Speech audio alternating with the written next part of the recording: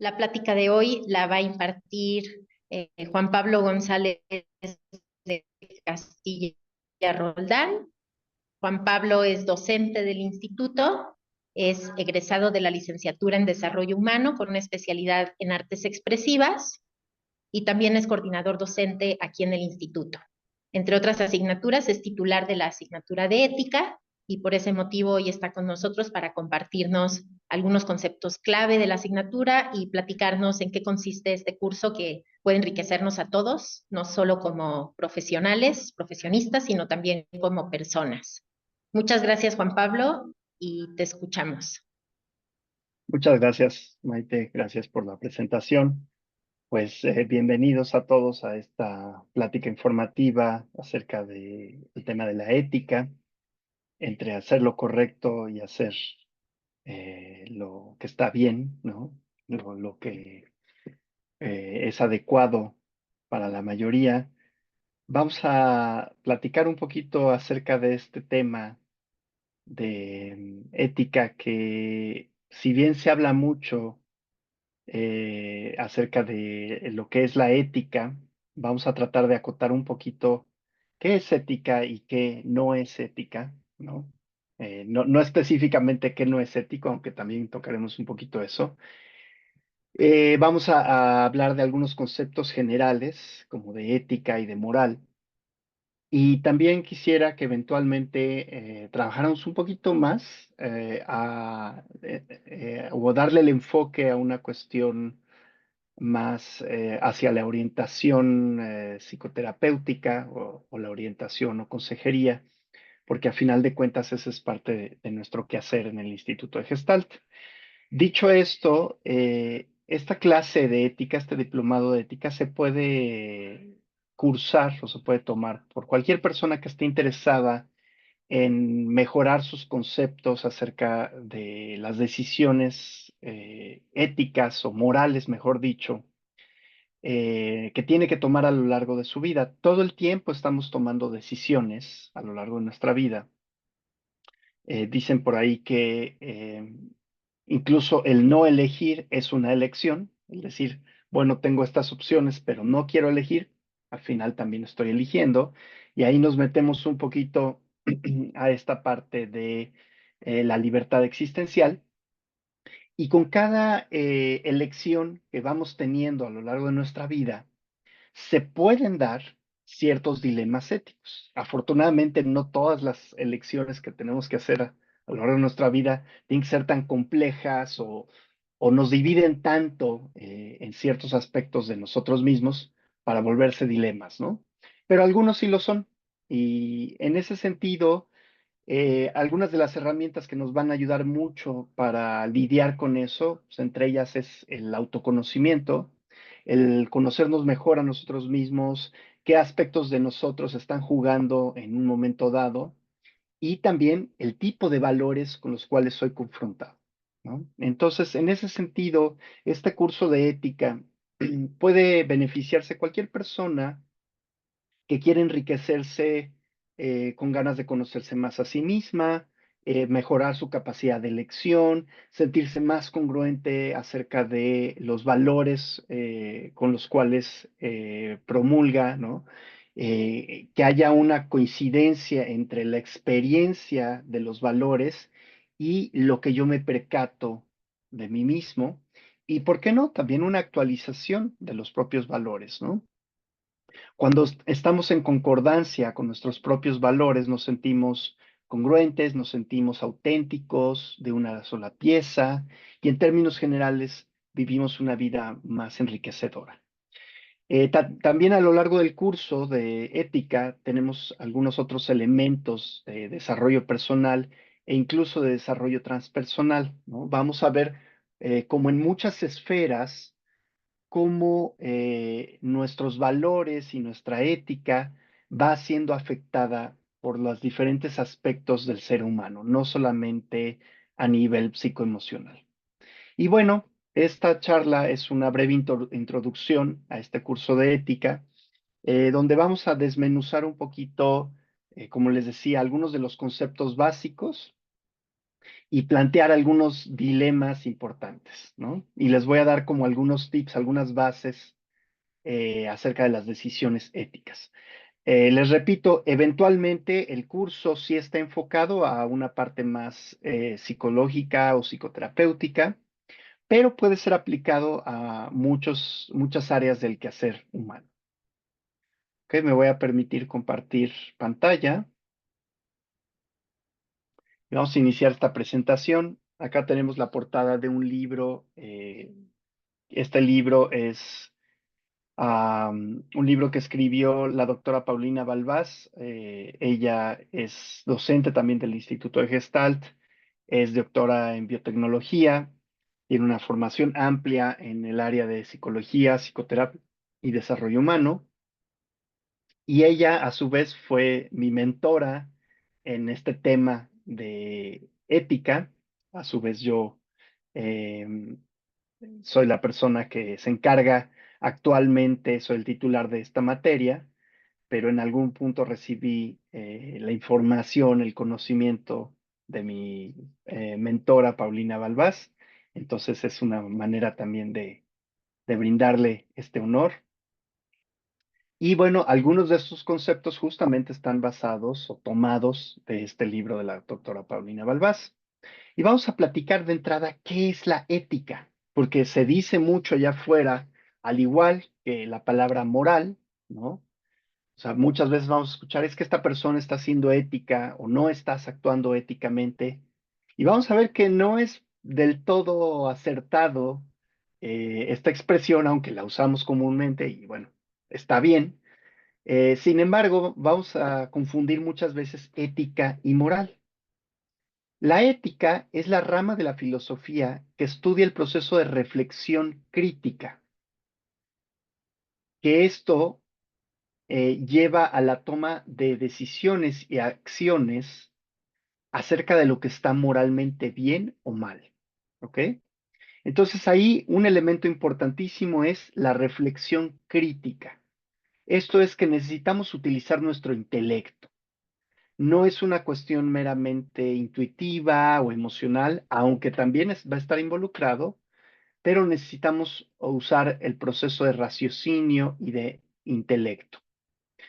Esto, a su vez, deriva en que tomemos decisiones y acciones. No solamente es reflexionar por el hecho de reflexionar, sino esto lo queremos llevar a la práctica, ¿ok? Entonces, la ética busca que se lleve a cabo decisiones y acciones acerca de lo que está moralmente bien o mal, ¿ok? Y entonces ahí nos topamos con una de las diferencias entre ética y moral. Ujú. Moral es lo que va a determinar qué es bueno o qué es malo, dependiendo de una serie de valores en un grupo social en un determinado espacio o tiempo, o espacio y tiempo. ¿Ok? Entonces, lo que para una cultura o un grupo social es correcto o está bien visto en un momento dado, para otra cultura u otro grupo social puede que no lo sea. ¿Ok? Y esto se da tanto en grupos muy pequeños como si lo vamos extrapolando también en grupos mayores, países, culturas, sociedades. Y entonces, la ética vendría siendo el razonamiento detrás de la moral. Lo que podemos decir si es bueno o malo, o si estoy actuando de una manera adecuada o no, es la moral. Ajá. La moral es lo que decimos que está bien o está mal. Estoy actuando de manera moral, quiere decir que estoy actuando conforme a las normas adecuadas en ese espacio-tiempo. Si, por ejemplo, ahorita en nuestra sociedad está moralmente mal el robar y yo no robo, entonces soy una persona moral. ¿Ok? Vamos, algo muy sencillo. Hay muchas normas que van a estar puestas en nuestra sociedad, tanto explícitas como implícitas, y si cumplo con estas normas, entonces estoy cumpliendo con la moral. Pero en ese sentido, la ética sería algo más neutro. La ética se encarga de razonar procesar y actualizar la moral. ¿Ok? Y uno de los problemas con los cuales nos vamos a topar al hablar de ética y de moral es que las formas de razonamiento no son universales. Pues cada persona, cada individuo es un mundo por sí mismo y cada persona tiene su manera de razonar. Entonces, no son ni universales ni tampoco neutras. Siempre van a tener un sesgo hacia un lado o hacia otro, ya que cada individuo siempre está influido por tradiciones familiares, grupales, culturales y religiosas. O sea, también cada individuo a su vez está ubicado en cierto espacio, lo cual va a influir su manera de razonar. En todo grupo, por lo tanto, sin importar su tamaño, se encuentra una serie de valores que le dan a la vida de las personas un sentido a la realidad y alrededor de los cuales se define su identidad y objetivos. Entonces, como grupos, no importando si somos el grupo de la colonia o el estado de Morelos o el país o América Latina, buscamos tener una serie de valores que le den una guía, una estructura, una vida y sentido a lo que a lo que experimentamos. Y esto es lo que va a ayudar a definir los objetivos y la identidad. ¿Ok? Los grupos sociales establecen también una jerarquía de valores, o sea que no todos los valores tienen la misma importancia. Siempre vamos a hablar de valores que tienen más peso en determinadas sociedades y valores que tienen menos peso. Y así como pasa en los grupos y en la sociedad, también va a pasar para el individuo. Cada persona va a tener una jerarquía distinta de estos valores. Va a haber valores que en un momento de mi vida tengan más peso y más importancia y otros valores que no lo tengan tanto. Y eventualmente eso puede ir cambiando. Entonces, con todo esto, ¿ustedes creen que existen los valores universales? Valores universales entendiéndolos como cualidades, comportamientos o rasgos, perdón, considerados positivos y que se comparten por diferentes culturas. ¿Qué creen? ¿Ustedes qué me dicen? Tal vez quienes no tienen cámara pueden escribir en el chat. ¿Creen o no que existen los valores universales? Cintia, afirmas. Tú dices que sí. ¿Cuál sería tu postura a esto? ¿Por qué crees que sí existen los valores universales? No sé si puedas activar tu micrófono. Sí. Sí, hola, por supuesto. Si partimos del punto de vista que efectivamente somos seres individuales, pero pertenecemos invariablemente y definitivamente a grupos sociales desde la familia, en donde se establecen reglas, normas y una jerarquía de valores. Em, Empezamos entonces en la familia, nos vamos a la comunidad, a la colonia, al fraccionamiento, a la escuela, los vecinos, en mi grupo laboral, y así vamos abriendo el abanico, ¿no? Hasta incluso llegar al término universal, lo que sí no se vale para todos, ¿no? Y a lo mejor Ujú, un ujú. grado extremo, a lo mejor mi Ok, ok. ejemplo, pero Sí, pienso en el matar, ¿no? claro. En la escala de valores, bueno, nadie debería aceptarlo, ¿no? Ujú, ujú. Sí, y ahí Gracias. vamos a hablar, gracias. Justo lo puedes poner como, por así decirlo, como blanco o negro, ¿no? A esto le podemos llamar a veces ética de mínimos y ética de máximos. La ética de mínimos es lo mínimo que quiero para que funcionemos, ¿no? Y, por ejemplo, vendría ahí, pues vamos a ponernos de acuerdo por lo menos de no matarnos. Y ya es algo, es lo mínimo necesario. Y ya ética de máximos sería pues como todo el plus que podemos tener para ponernos de acuerdo, para tener una existencia o una convivencia más plena. Y bueno, sí puede haber como algunas cosas muy obvias, ¿no? Como el no matar, y si lo ponemos ese antivalor, ¿no? O esa negativa en positivo, uno de los valores universales más comúnmente vistos es la vida, ¿no? O el derecho a la vida, incluso se habla. ¿Qué otro valor universal se dice comúnmente o se nombra?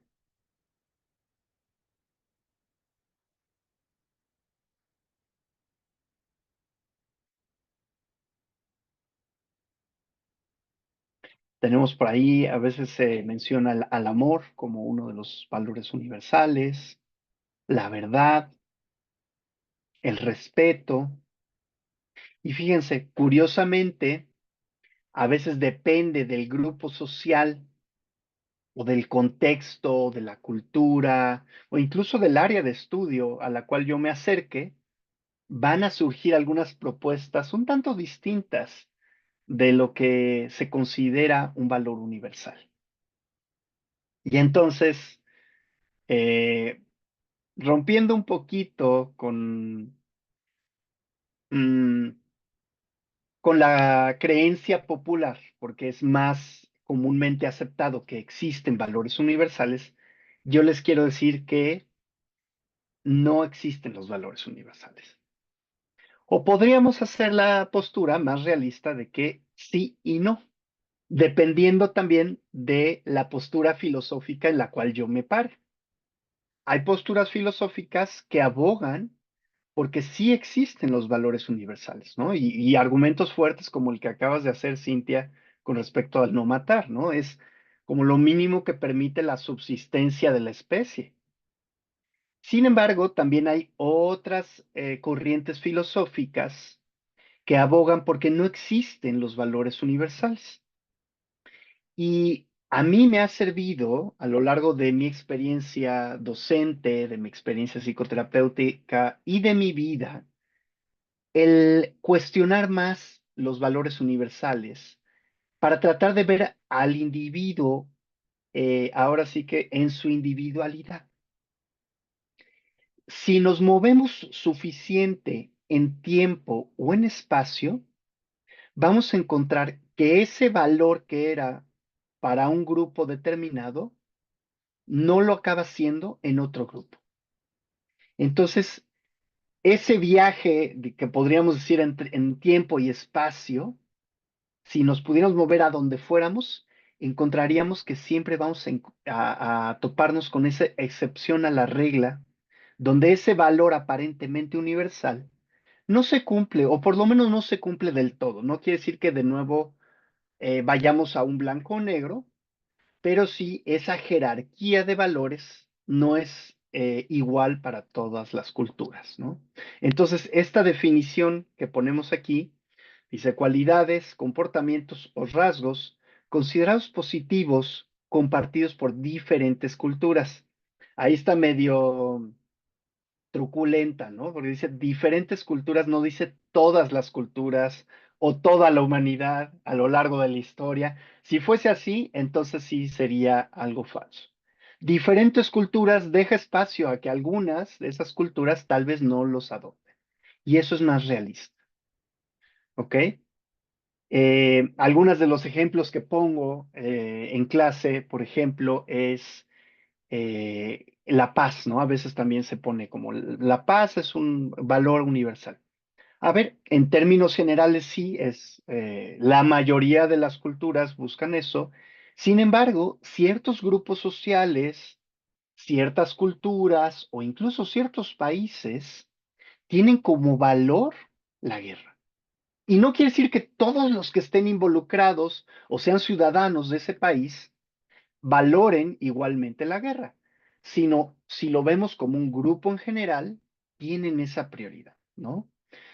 Por ejemplo, es de sobra sabido que Estados Unidos, gran parte de su economía la mueve a raíz de la empresa de la guerra. Y no es que todo el tiempo esté en guerra, aunque a veces pareciera, ¿no? Porque se meten en muchas guerras. Sin embargo, hay aún unos sectores de ese país, bastantes, que se benefician a través de la guerra. O por lo menos también la cultura vikinga. Era una cultura muy orientada también a la guerra, al conflicto, y era muy valorada. De nuevo ahí viene la palabra valorado. Otros valores, por ejemplo, como, bueno, decíamos, la vida, en nuestra cultura también honramos a la muerte, y digo, no es lo mismo exactamente como decir, bueno, no valoramos la vida y entonces los matamos todos, no, pero tiene muchos matices, y en ese sentido, hay muchas maneras de ver estos valores dependiendo la cultura, ¿no?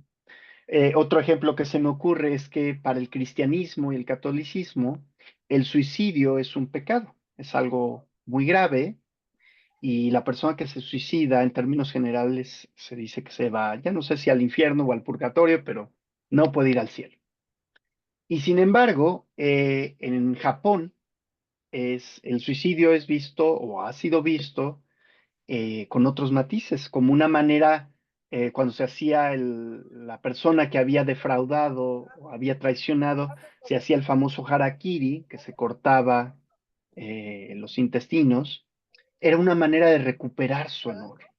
Entonces, si bien, pues sí, no era algo grato, era la muerte, también había un cierto valor en recuperar el honor a través del suicidio, o los famosos kamikazes que cuando ya no veían de otra en la Segunda Guerra Mundial, pues se suicidaban con tal de hacer más daño y eran considerados unos héroes. Entonces, para términos prácticos, en ciertas áreas, nos cae bien eh, conceptualizar a los valores como no universales. Porque si creo de repente de manera demasiado rígida que los valores son universales, puede que yo espere que todos actúen de la manera que yo quiero o de la manera que yo creo que es adecuado. Perdón, iPhone, si puedes silenciar tu micrófono.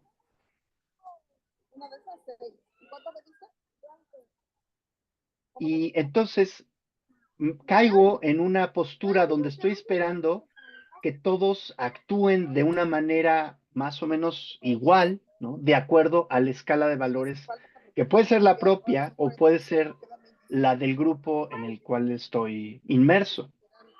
Y en términos generales, a ver si nos ayuda esto con respecto al funcionamiento de los grupos, pero si trato de imponer esta manera de estar o esta manera de valorar a todo el grupo que me rodea, entonces dejo de ver al individuo con sus cualidades, ¿no? Dejo de ver al individuo. Le hablas a Lady cuando puedas. Perdón, iPhone, si puedes silenciar tu micrófono, por favor.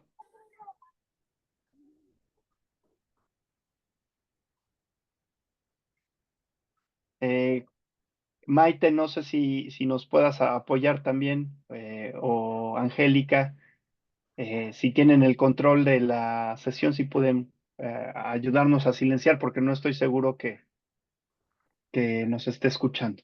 Bueno, entonces, en ese sentido, para tratar de ver al individuo como único, irrepetible, con sus cualidades, con sus defectos, con su manera única de estructurar o jerarquizar sus valores, nos ayuda un poquito más la postura de que los valores no son universales y que no se aplica en todo momento y en todo lugar. O, por ejemplo, como último ejemplo, ¿qué nos pasa a nosotros con algunos de los países orientales, de Medio Oriente, ¿no? Especialmente a la cultura árabe, con algunas de sus tradiciones, especialmente hacia las mujeres, ¿no? Con las famosas burkas, etcétera, con la prohibición de algunos de sus derechos. Visto desde Occidente, nos parece antimoral, ¿no? O amoral, no nos parece adecuado, lo juzgamos porque no cumple con nuestros valores. Y sin embargo, si yo hubiese crecido en ese ambiente, en ese entorno, hay más probabilidad que yo lo viera como algo positivo e incluso bueno. ¿ok? Entonces, dependiendo dónde esté plantado, mi orientación hacia los valores puede cambiar mucho.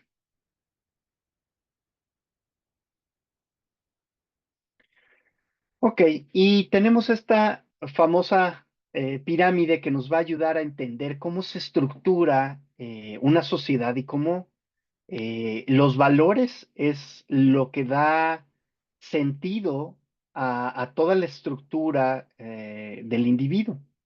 Entonces, lo más alto en la pirámide, por lo que empezamos, es qué es lo que valora una persona o una comunidad en un momento dado, ¿no? Los valores, de una manera, am, lo más sencillo que podemos definir, ¿no?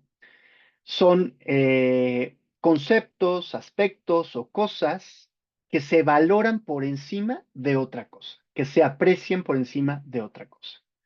Si no tuviera valores y todo fuera exactamente igual, entonces prácticamente en una simulación, pues no me podría mover, porque lo que me mueve es valorar o apreciar una cosa por sobre otra. Tengo sed, entonces en ese momento, de una manera muy operacional, valoro el agua y me muevo para tomar agua. Los valores en ese sentido dan sentido a la realidad. Tengo forzosamente que estar todo el tiempo jerarquizando mis valores. Son relativos. Esto es que no son absolutos. No es lo mismo también lo que yo entiendo por amor que lo que puede entender Cintia por amor o Verónica o cualquiera de los demás, ¿no? Aunque más o menos pudiéramos tener una convención o una definición, sabemos que este tipo de definiciones no aplica para todos y deben de oscilar entre lo flexible y lo paradigmático. Sí debe de haber un entendido entre más o menos qué entendemos por amor, aunque tampoco una definición debería de encasillarlo y que no hubiera capacidad de moldear ese valor, ¿no? O ese significado de valor.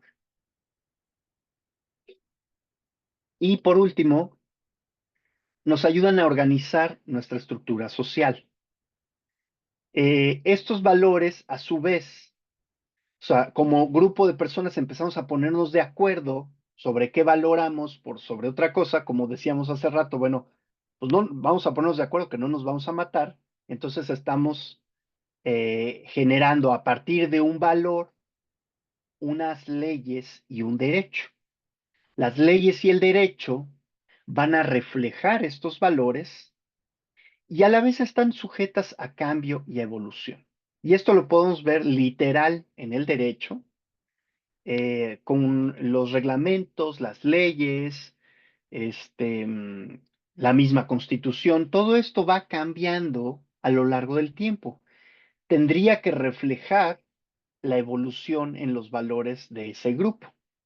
Entonces, volviendo al ejemplo, ya establecimos como ley que no se puede matar, ¿no? Que no nos podemos matar como grupo, y si alguien lo hace, debe de haber ciertas consecuencias. Pero ¿quién va a aplicar esas consecuencias? Entonces tenemos que nombrar alguna autoridad. La autoridad o las autoridades soportan el derecho, vigilan y a su vez sancionan si es que alguna de estas leyes o infracción a los valores es dada, entonces sancionan con libertad, con bienes, con culpa o con vergüenza. Y fíjense, esto lo podemos ver hasta en un grupo tan sencillo y tan básico como la familia, ¿no? La familia Pérez tiene ciertos valores, más o menos se ponen de acuerdo, digo más o menos porque no siempre es fácil, ¿no? Entre las dos autoridades que prototípicamente serían padre y madre, hay un conjunto de valores que se tratan de transmitir tanto entre ellos como a sus descendientes. Para esto se hacen una especie de normas.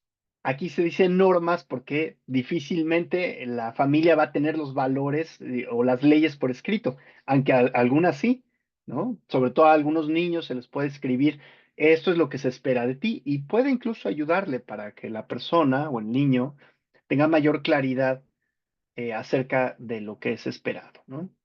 Entonces, hay una serie de normas que son estas leyes implícitas, acuerdos entre familia, y las autoridades, en este caso los padres, serían los encargados de soportar estas leyes, estos valores, estas normas, vigilar que se cumplan y en su dado caso sancionar, ¿no? Si este, no tendiste tu cama y se supone que era una norma y no arreglaste tu cuarto, entonces la consecuencia es tal, ¿no? Si se dan cuenta, es una manera muy básica de funcionar, pero funciona a todos los niveles. A su vez, estas autoridades son las que tratan de guiar o de conducir a los grupos. Un grupo es el que genera, a final de cuentas, estas autoridades, ya sea a veces por derecho de nacimiento o por elección, por ejemplo, en nuestra sociedad con respecto a la democracia, pues se supone que elegimos quiénes van a ser autoridad para los grupos, o en el caso, como decíamos, de la familia, pues simplemente por el orden jerárquico ya establecido, pues mamá y papá son autoridad. Los grupos tienen intereses múltiples. Vamos a ver que tenemos grupos de todos los estilos y también con diferentes grados de heterogeneidad. Hay grupos más homogéneos y hay grupos muy heterogéneos como simplemente la sociedad en sí, ¿no? O sea, a ver, la ciudad de Cuernavaca es un grupo totalmente heterogéneo. Pero hay grupos, por ejemplo, un grupo de mujeres divorciadas que no reciben apoyo económico de sus maridos, ¿no?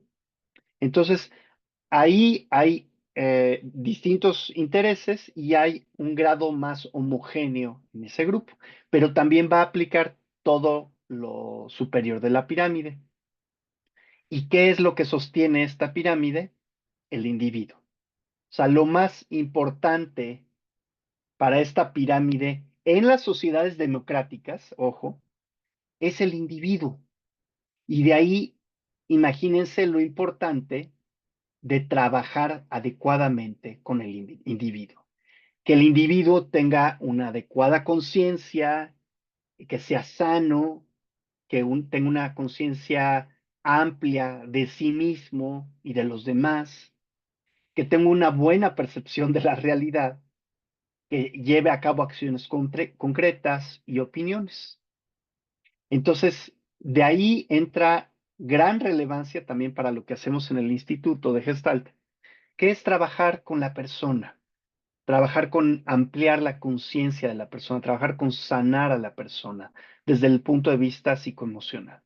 Desde ahí creemos que un individuo sano va a pertenecer y va a crear grupos más sanos, lo cual va a llevar a una autoridad más adecuada, que no caiga ni en la permisividad ni en el autoritarismo, a su vez generando leyes y derechos que reflejen los valores de ese grupo social y que ese grupo se sienta congruente y por lo tanto minimizar la percepción de injusticias.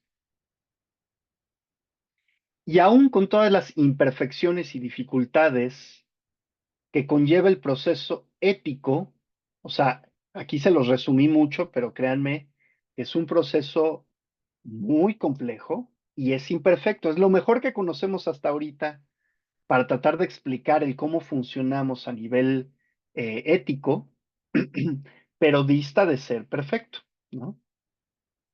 Cuando los grupos son muy grandes y heterogéneos, la sociedad toma acciones que a su vez generan efectos positivos y negativos en el ambiente. Y pues difícilmente vamos a estar todos de acuerdo con las acciones que toman nuestros grupos sociales. Esto afecta al ambiente, a la sociedad, a la economía y a la cultura.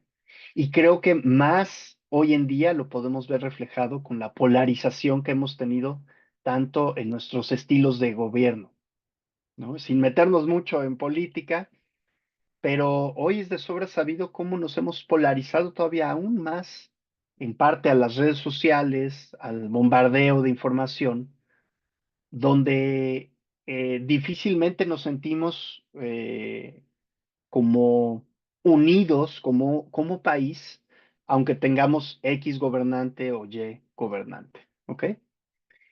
Y parte de lo que nos va a ayudar a entender estas diferencias tiene que ver con dos posturas filosóficas para tratar de elegir o tomar decisiones éticas. La ética, les decía hace rato, es una rama de la filosofía que a su vez tiene la filosofía muchos acercamientos, que podríamos echarnos toda una clase acerca de ellos. Desde cada acercamiento filosófico vamos a tener también diferentes conclusiones, diferentes resoluciones a dicho problema. Entonces, si me topo con un dilema ético X, que más adelantito les voy a plantear uno, dependiendo de la postura filosófica en la que me plasme, voy a tomar un tipo de decisiones u otras. Y no es que una esté mejor que otra, simplemente son posturas filosóficas distintas. Dos posturas filosóficas importantes y que frecuentemente se contraponen es el utilitarismo y la deontología. El utilitarismo es una manera en donde analizo racionalmente las consecuencias de mis acciones y busco apoyar las acciones que lleven hacia el placer, la utilidad o el provecho. La frase reinante del utilitarismo sería el mayor bien, ¿no? Voy a buscar el mayor bien para la mayor cantidad de individuos posibles, ¿ok? Ahí lo que es más útil, lo que es más provechoso para la mayoría de nosotros, pues eso se implementa, eso se tiene que llevar a cabo. ¿Cuál es el riesgo de esta postura?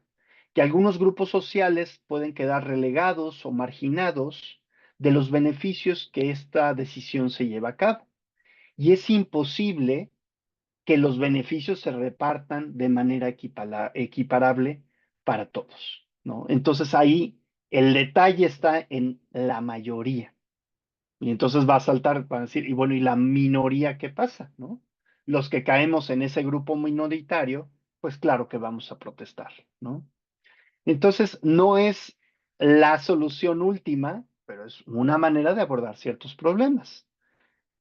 Por otro lado, está la deontología, que la deontología parte de que a priori, esto es, desde antes, hay ciertas acciones que son consideradas buenas o malas por sí mismas, sin importar las consecuencias. O sea, hay una serie de valores o normas que ya están dadas por hecho como buenas o como malas, y entonces voy a tomar ese código como una guía para tomar esas decisiones. Son deberes y derechos que norman la vida cotidiana y el desarrollo social. El ejemplo clásico que a mí se me ocurre siempre con deontología son los 10 mandamientos, ¿no? Esa es una postura deontológica. De entrada, en los 10 mandamientos dice no matarás, justo hablando de leyes universales, de valores universales, y no vienen letras chiquitas que dice cuándo y cómo sí. ¿Están de acuerdo? O sea, simplemente dice no matarás. Punto. Entonces, la postura deontológica está muy acentuada, o asentada, mejor dicho, perdón, en el deber ser. Esto es lo que debemos de ser como seres humanos. Se cree que es lo más adecuado y no es cuestionable. Está asentada, o algunas de las posturas que adoptan esto son algunas religiones, algunas filosofías, el fundamentalismo, el autoritarismo, y tiene como valores la verdad, tradiciones y costumbres, disciplina, orden y respeto. Es bueno que existan algunos valores deontológicos, que no estemos partiendo los sesos para tratar de decidir ciertas cosas y simplemente hayamos crecido con, ok, estas normas se deben de seguir, Estas normas no se deben de seguir. Pero de nuevo, así como criticamos al utilitarismo, podemos criticar a la deontología. En esta rigidez excesiva de valores, ¿qué pasa cuando se pasa por encima de ciertas excepciones a la regla, ¿no? Y por otro lado, el utilitarismo está más asentado en el hedonismo, en el placer, en los quieros. Frecuentemente también como seres humanos, como personas, nos sentimos divididos entre lo que debo de hacer y lo que quiero hacer. ¿A poco no? Esto va a ser una división clásica para todo ser humano. No todo el tiempo, pero muchas veces me voy a sentir dividido entre, híjole, quiero hacer esto, pero se supone que debo de hacer esto. ¿Y a qué le hago caso? Esa división, en otras palabras, es deontología versus utilitarismo.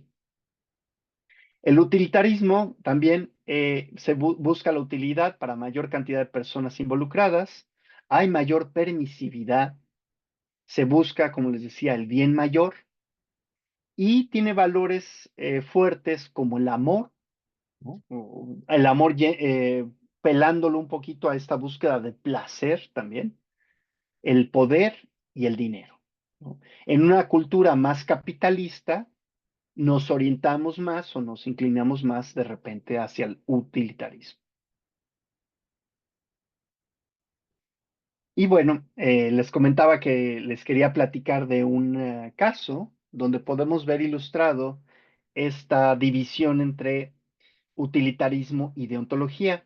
Este es un dilema famoso en psicología que se le conoce como el dilema o el problema del tranvía. Se los voy a platicar brevemente y lo podemos discutir un momento. Imagínate que estás en una caseta donde se controlan las vías de un tranvía o de un tren, ¿ok? A la antigüita.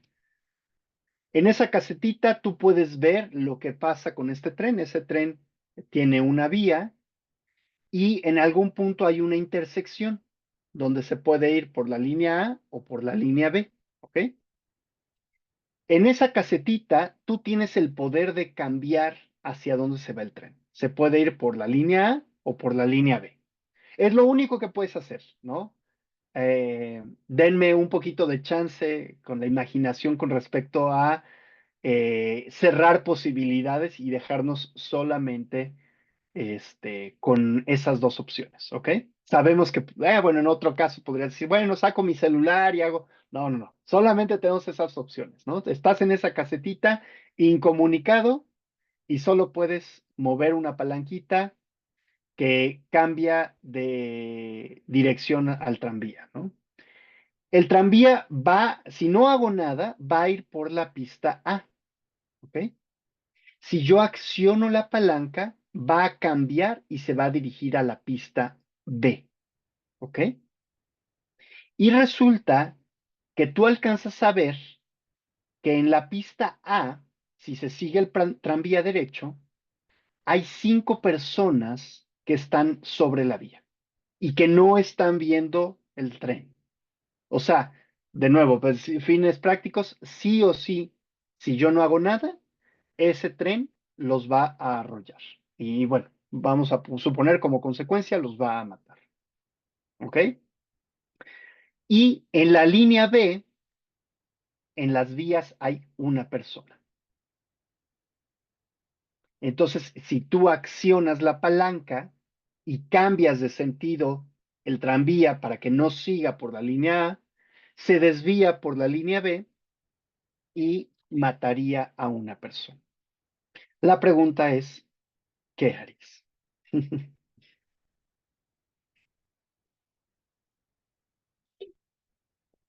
¿Accionas o no accionas la palanca? Cintia, ¿nos quisieras compartir qué decisión? Yo sé que no es fácil, ninguna de las dos es bonita. Es parte de estos dilemas clásicos que dices, híjole, nos ponen en conflicto interno justamente, nos hace aflorar nuestros propios valores, nuestra propia capacidad de juicio. Y bueno, de entrada quiero decirte que no hay respuesta buena o mala. ¿Tú qué harías, Cintia? esto último ya es un aliciente, Sí, sí, no hay ¿no? bueno o malo. Porque creo que no hay bueno o malo. Y fíjate que creo que justamente eso es lo que se determina nuestras decisiones, ¿no? El irme por el qué van a pensar si mato a 5 o solo uno, ¿no? En este caso, el ejemplo de la Claro, vía. sí, y es que ¿A quién le socialmente, hago claro que menos? ¿A nos va a quién le hago menos influir. daño? Sí, sí, Sí, sí. pero además nos abruma bastante, ¿no? Bastante. Y entonces, pues ahí no sé qué responder. Lo que se me ocurre pensar es, entonces echo mano a toda esta información interna que como individuo y como ser social uno tiene para tomar una decisión. Creo hoy por hoy que a partir de uno, no de, es que no sé, es muy complicado, muy complicado explicarlo, no sé Sí. qué haría. Creo Puede que, ser esa la tercera no sé. opción, ¿no? Me quedo paralizado, no porque elija A como tal, pero el quedarse paralizado generaría que se fuera sobre A, ¿no? Pero también Ajá, esa es otra, o sea, me siento tan dividido entre saber elegir que a lo mejor sin quererlo se acaba dando A, ¿no? ajá, ajá. Y vendría otro reto, otro conflicto, otra situación que tarde que temprano también voy a tener que resolver o enfrentar, ¿no? Porque ya Claro, surgió claro. nueva. Ujú. Digo que no hay bueno o malo en el sentido desde la ética, ¿no? Claro que desde la moral podría ser juzgado por una decisión o por la otra, ¿no? Y dependiendo también dónde esté situado, en qué contexto, en qué cultura, en qué sociedad, bajo qué estatutos o normas, entonces podría ser enjuiciado por un tipo de decisión o por la otra, ¿no? Examinemos brevemente las dos opciones. ¿Cuál sería la decisión utilitarista?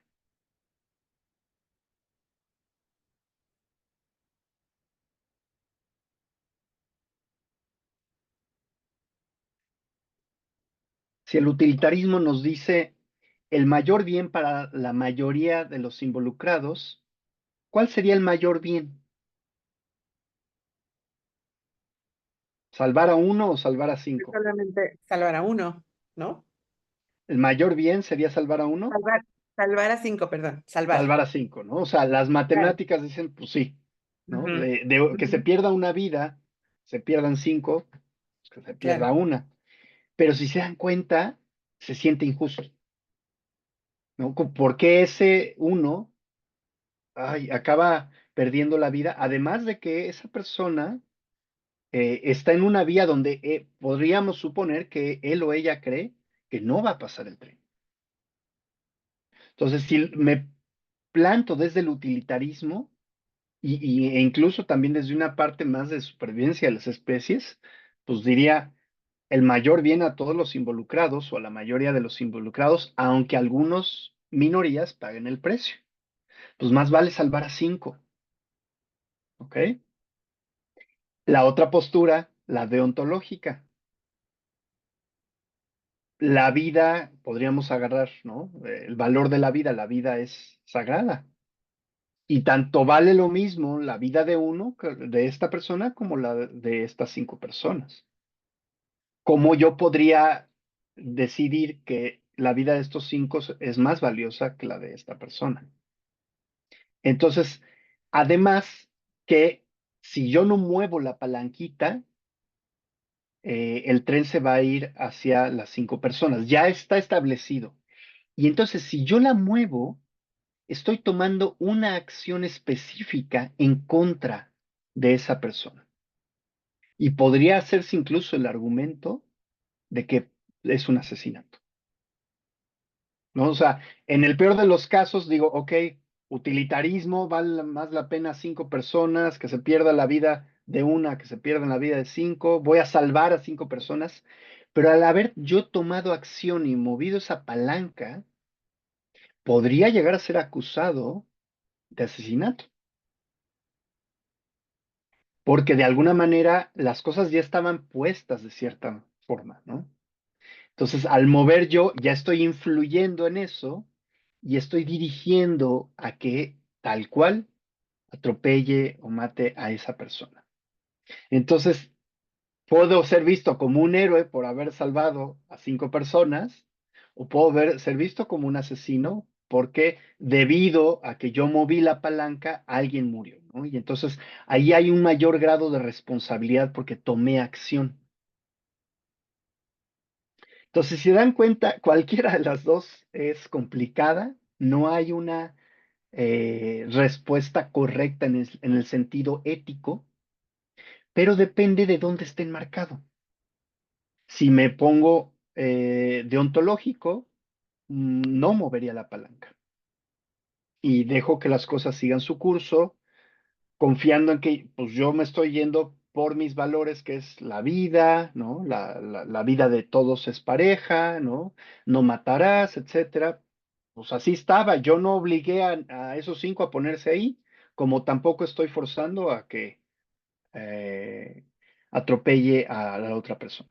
Pero si me pongo desde el utilitarismo y trato de ver el mayor beneficio para todos los involucrados, híjole, pues accionaría la palanca y pues lo que venga, pero salvé a 5 personas. Entonces, bueno, a lo largo de la vida nos vamos a topar con algunas decisiones, espero que no tan cardíacas ni tan extremas, donde se ponga de frente tanto mis valores como mi capacidad de toma de decisiones, de resolución de problemas, y ahí es donde me voy a ver involucrado en un dilema ético, donde me siento dividido, no sé si tomar X curso de acción, Y curso de acción o Z curso de acción. Y lo ideal a partir de la ética es que yo pueda tratar de vislumbrar todos los escenarios posibles y sacar las mejores conclusiones que pueda, de acuerdo tanto a mis valores y mi congruencia, pero también de acuerdo al entorno y al grupo en el que me encuentro. Porque no solamente soy yo como individuo. O sea, yo puedo decir, ah, claro, yo tomaría esta decisión, pero a lo mejor mi grupo en el que estoy inmerso pena o está prohibida esa acción y entonces tal vez no fuera moral, ¿ok? Entonces tengo que ver también, ¿no? O sea, puesto en una cuestión psicoterapéutica, ¿no? Tengo un dilema ético con un consultante, con un paciente, tengo que tratar de ver todos los escenarios posibles, considerar los cursos de acción, ver cuáles son más congruentes conmigo, cuáles son menos congruentes, ver cuáles son las reglas relacionadas con eso, ir a mi código ético, ver qué aplica, qué no aplica, qué casos han sido similares a lo largo de la historia y sobre eso tomar una decisión. Y como decía mi maestra Paulina Balbás, siempre en las tomas de decisiones éticas va a haber una persona que pague el pato. ¿Y a qué me refiero con esto? Que, de nuevo, no hay decisión perfecta. Por más que elija X, Y, Z, etcétera, siempre va a haber una decisión, una toma de decisión ética que afecte mayormente a uno o más de los involucrados. Y así es, o sea, no hay decisiones 100% perfectas, 100% justas, y trataríamos de tomar la decisión lo más congruentes posible, lo más conscientes posible, y haciéndonos cargo lo mejor que pudiéramos de esa decisión. Para que si el día de mañana se me cuestionara o yo tuviera que volver a reflexionar sobre eso, en la medida de lo posible esté lo más tranquilo. Entonces, más o menos de eso trata el curso de ética, ya estamos cerquita de cerrar. Vamos a platicar mucho acerca de diferentes tipos de casos, sí, más orientados a la psicoterapia, a la práctica de la psicoterapia o la psicología clínica, pero como les decía al principio de la plática, es aplicable a todas las áreas del quehacer humano, ¿no? Porque al final las decisiones éticas no solo se toman en psicoterapia, se toman, bueno, hasta, bueno, decíamos hace rato, hasta en la familia. Y la idea es como poder tener mayor claridad, les decía hace rato, mayor conciencia, mayor congruencia, que me sienta yo más de una sola pieza a la hora de tomar la decisión y que eventualmente yo esté lo más en paz posible con la decisión que haya tomado. Y bueno, con esto vamos a ir cerrando. Quiero abrir este breve espacio para dudas, comentarios, si quieren que les platique un poquito más acerca de la clase, etcétera.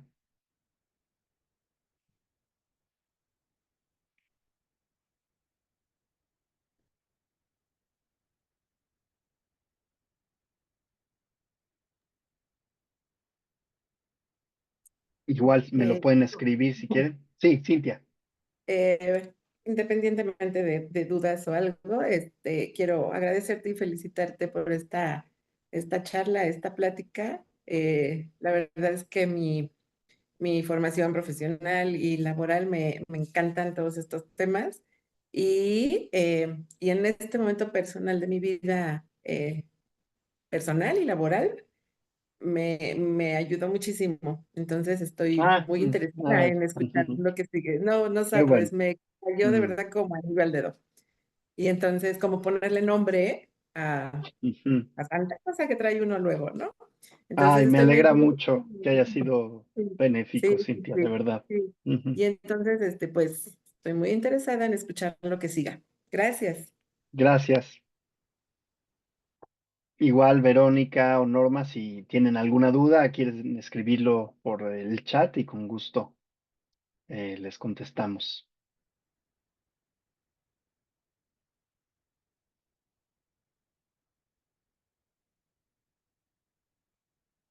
Y bueno, recordarles, esta es uno de tantos cursos o diplomados que tenemos en el Instituto de Gestalt. Este curso específicamente no tiene un prerequisito. Cualquier persona interesada en el tema, o sea, a ver, a grandes rasgos es conocerme más a mí mismo, mejorar mi capacidad de toma de decisiones, trabajar personalmente con algunos temas, porque meto ahí un periodo de proceso personal.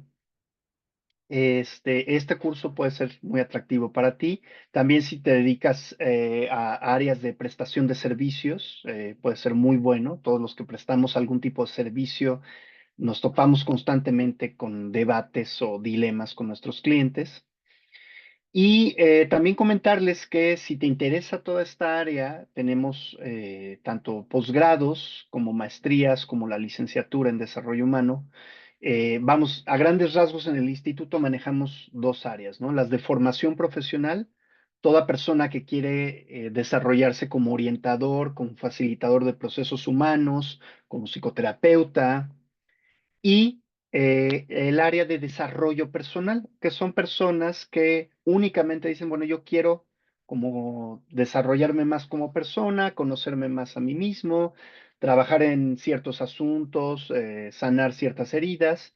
Y entonces tenemos también cursos orientados a ese estilo.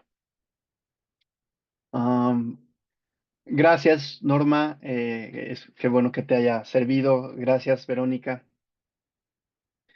Maite, no sé si falte algo más que quieras comentar. Pues agradecerte mucho, Juan Pablo, agradecer a todos los que se conectaron por su participación. Afortunadamente, bueno, también la sesión quedó grabada, se compartió a través de nuestro Facebook, entonces ahí también la van a poder revisar y consultar cuantas veces lo deseen. Recordarles que este curso de ética se va a impartir de manera presencial los lunes de 10 a 1. Iniciamos este lunes 10 de febrero, entonces Ujú. todavía están a tiempo Estamos a y se tiempo, sí. pueden comunicar con nosotros a través del WhatsApp, que ya los que están aquí ya lo conocen, y a través de Facebook, a través de todas nuestras redes, o llamar al instituto para que les demos toda la información que requieran. Estamos a sus órdenes. Y pues muchas Gracias, gracias. Maite. Y ojalá si alguien se anima, nos vemos el lunes 10. Y también asómense, vamos a tener otras pláticas. Mañana en la tarde tenemos una plática presencial acerca de la depresión en niños. Va a ser muy valiosa con una de nuestras expertas, que es la psicoterapeuta Daniela López. ¿Qué otras pláticas tenemos pendientes, Maite? Pues por lo pronto tenemos esa. La próxima semana tendremos también una plática informativa sobre nuestra licenciatura, nuestro programa de licenciatura en desarrollo humano, que también pues va a ser, creo que muy interesante y muy rica para quienes quieran conocer el programa, que es un programa completísimo que se ofrece aquí en el instituto y que aporta muchísimos recursos para el trabajo de acompañamiento con las personas. Entonces, pues también están invitados a esa plática informativa de la licenciatura. Estén pendientes de las redes para ver todas nuestras actividades, porque pues la actividad nunca para aquí en el instituto. Nunca paramos. Y de Ajá. nuevo recordar que tenemos tanto cursos presenciales como en línea. No sé desde dónde estén conectados. Digo, sabemos que clase de ética sí va a ser presencial, pero también tenemos cursos y diplomados y especialidades en formato virtual. Entonces, cualquier parte del mundo prácticamente que se quieran conectar, bienvenidos.